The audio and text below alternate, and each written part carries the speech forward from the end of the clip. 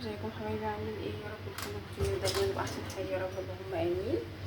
بصوا بقى، جبنا فلافل سخنه وبعدين حطيت عليها طماطم، وبعدين جبنا بقى بتنجان القمر ده. بصوا احنا بنحطه في علبه في التلاجة كده ايه عشان ما يبص طبعا مننا، الجو حر. نحط ليمون كتير كتير يعني.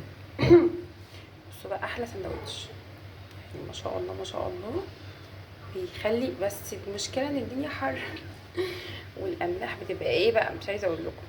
بصوا الشطه بقى، الشولات مين بيحبه؟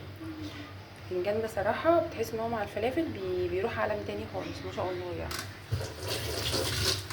بصوا بقى كوبايه الشاي باللبن، شاي بلبن قمر. هو عايش شاي بالنعناع، بس انا والله وانا طالعه فوق عشان اجيب نعناع. بصوا بقى الشاي بلبن، ما شاء الله ما شاء الله.